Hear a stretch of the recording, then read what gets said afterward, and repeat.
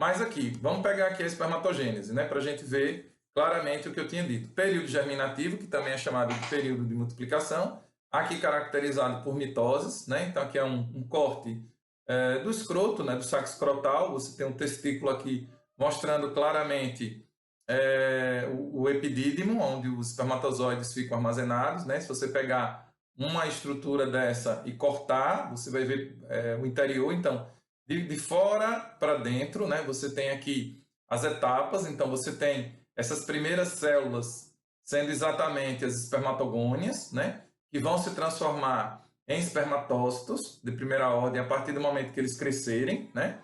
Então, a espermatogônia se transforma em espermatócito. O espermatócito sofre meiose 1. Até aqui a gente dá uma dica, né? O cito 1 sofre meiose 1 e aí se transforma em cito 2, ou seja, o espermatócito 1 sofre meiose 1, vira espermatócito 2, que sofre meiose 2 e se transforma em espermátide. Aqui está no plural, por quê? Porque de uma única célula denominada espermatócito 1, você criou 4 espermátides. E cada espermátide vai sofrer a metamorfose e vai formar 4 espermatozoides. Esse processo aqui chamado espermiogênese, ou também chamado diferenciação, ou também chamado metamorfose, essa quarta etapa não existe no processo feminino, certo? Eu estava engolindo tá vendo? Aqui também está faltando a espermatogênese, né?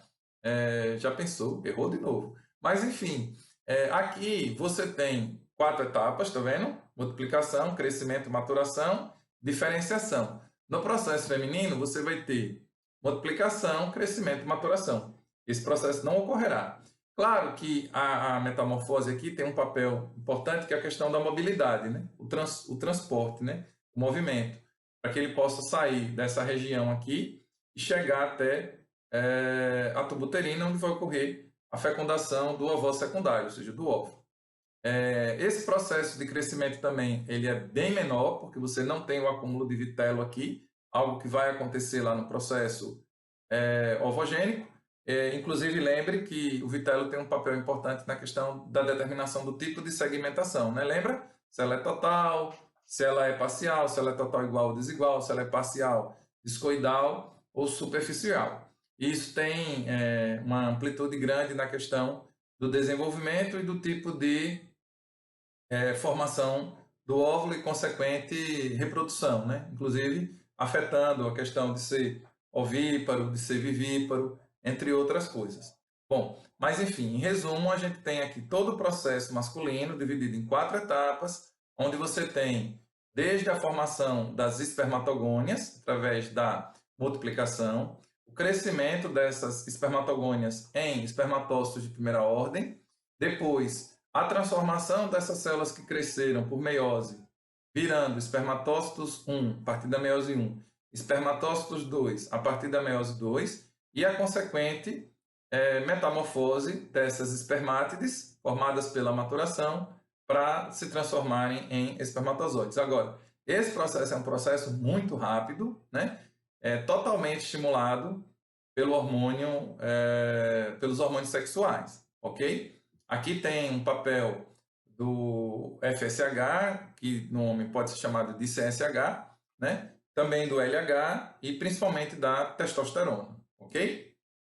Aqui a metamorfose, né? A gente consegue perceber como a célula aqui ela está na fase de espermátide, então ela sofre todo um processo onde você tem a perda de citoplasma, né? E conversão do gogiossomo, né? Em estrutura acrossômica, né? Armazenando aqui enzimas digestivas, certo? É importante para perfurar zona pelúcida, e isso tem uma relação específica muito forte, inclusive tem relação com mecanismos de isolamento reprodutivo, né? Impedindo que espécies diferentes fecundem umas às outras. Claro que toda regra tem exceção, como a gente até já comentou a questão do jumento com a égua, né? Os cavalos equosacinos, com a formação do burro, que é um híbrido não fértil, consequentemente. Aqui a gente consegue ver nitidamente a estrutura do espermatozoide, né? A formação do flagelo, né? Importante aqui para o movimento, né? A região condriômica de concentração de mitocôndrias, né, para alimentar, né, energia, produção de ATP. É uma organela eucarionte importantíssima na questão da queima, principalmente da glicose e produção de ATP, ácido trifosfato de potássio, que vai ser consumido aqui, né, calor necessário para esse movimento do flagelo e ele poder realizar o movimento de saída desde a ejaculação até a entrada da vagina, colo uterino, né, útero, tubo uterino, até encontrar o ovócito e fertilizá-lo. É importante a gente perceber essa quarta etapa, importantíssima, essa diferenciação, exclusividade do processo espermatogênico. Se vamos para a ovogênese, a gente já percebe aqui, como eu disse, né, a degeneração de 2, você conta 2, se você pegar aqui 1, 2. Esse aqui degenerou, esses não vão existir. Ou, né, 3, porque ele pode não degenerar e assim você vai ter 3, tá vendo? Mas perceba, a relação é de 1 para 1. Diferente do que a gente viu lá na espermatogênese, que a relação é de 1 para 4. Isso é importante porque às vezes você tem que fazer umas continhas, tem umas questões de concurso que gostam de trazer isso. Outra coisa que é interessante é você marcar que tanto o espermatócito primário quanto o ovócito primário ainda são diploides. Aí quando vem a meiose 1, né, você tem a meiose 1 caracterizada principalmente pela separação dos pares homólogos e aí você tem, consequentemente, a redução do número cromossômico, né? Então, o ovócito primário ele é diploide, diferente do ovócito secundário, que já é haploide. A mesma coisa acontece com o espermatócito. O espermatócito primário ele é diploide, mas o espermatócito secundário é haploide. Por quê? Porque o espermatócito primário sofreu meiose 1 e virou espermatócito secundário. E aí a meiose 1 tem essa característica de fazer a redução. A gente consegue, inclusive, perceber isso aqui nesse esquema. A meiose tem essa característica. A meiose 1 é reducional e a meiose 2 é equacional, mas não se iluda. No processo ovogênico, você vai ter 2 ou 3 corpúsculos polares degenerando. Então, de uma ovogônia, você produz apenas um óvulo. Diferente do processo masculino, que de uma espermatogônia, você conseguiria produzir 4 espermátides e, consequentemente, 4 espermatozoides. Ok? Então, é importante estudar isso também.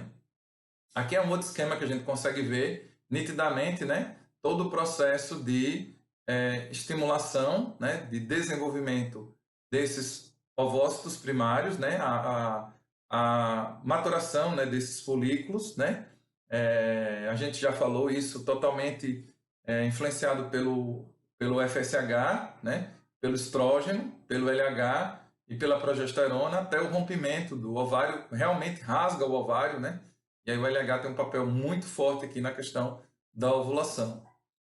Aqui eu trago um resuminho da fertilização, né, uma imagem de microscopia eletrônica, mostrando a diferença de tamanho entre o gameta feminino e o gameta masculino, né, diferença muito grande de tamanho entre eles, claro, por causa do material nutritivo, né, que é armazenado no interior do gameta feminino, necessário para esses primeiros dias de desenvolvimento, até que ocorra a anidação e consequente formação da gástula, lembrando que zigoto, né, forma mórula, que forma blástula, que forma gástula, todo um processo até chegar na organogênese da neurulação, tá? Isso a gente falou nas aulas anteriores.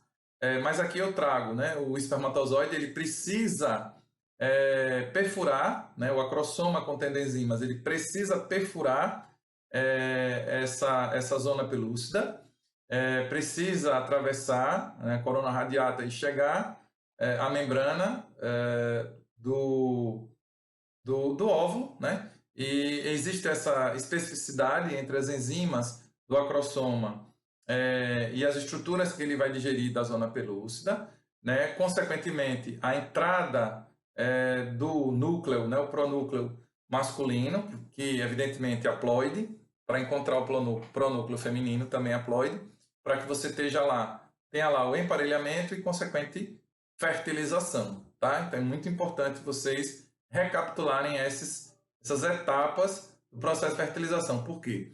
Porque nesse meio aqui existe a despolarização da membrana, a formação da membrana de fecundação, que vai impedir, por exemplo, que outro espermatozoide, né, entre, ou seja, a polispermia vai impedir a polispermia, que pode gerar a inviabilidade desse zigoto, com a consequente mutação, né, numérica, certo?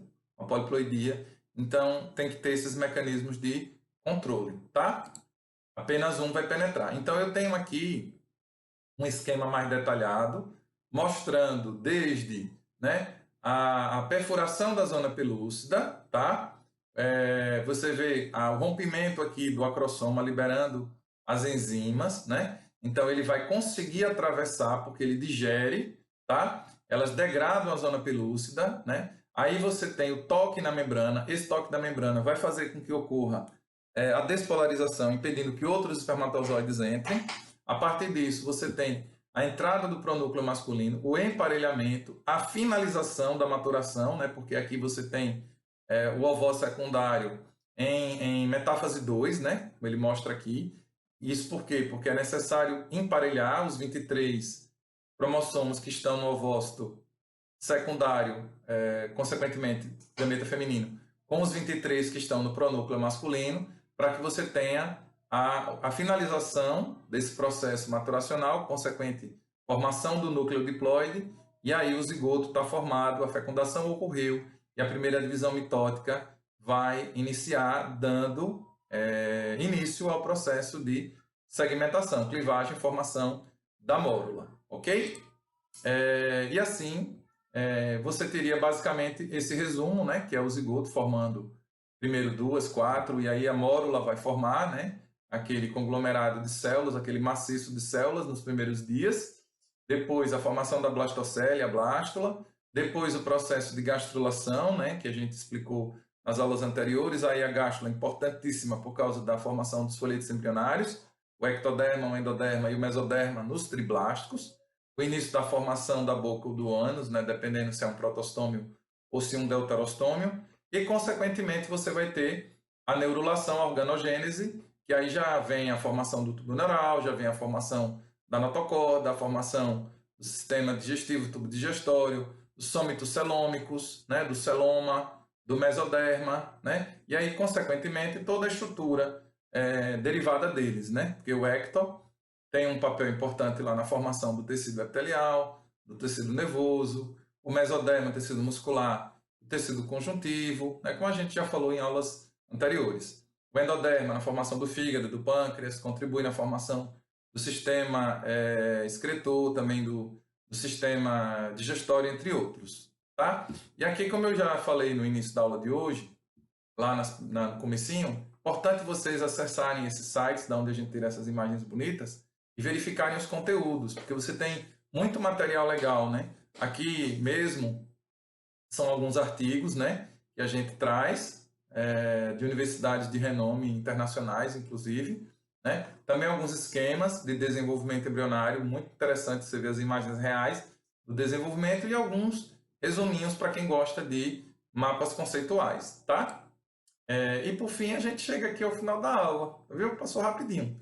E aí eu quero chamar a atenção porque a próxima aula que a gente vai gravar, pessoal, vai ser só com questões. Como eu sei que essa aula ficou um pouco longa e ela tem alguns conteúdos bem complexos, né? Como deu para ver lá na explicação do ciclo menstrual, aí a gente vai precisar resolver uma quantidadezinha de questões um pouquinho maior, justamente para fechar tudo isso. Eu sei que ficou um pouquinho pesado, né? Como vocês falam, conteúdo um pouquinho complexo, mas importantíssimo, né? Inclusive não só para a questão do Enem, para as questões do Enem, mas também para o nosso dia a dia, né? É importante compreender nosso processo de desenvolvimento e, consequentemente, nossa reprodução. Beleza? Espero que vocês tenham gostado, viu? Fiquem com Deus, se cuidem e que Deus os abençoe. Estudem porque vale muito a pena. Obrigado.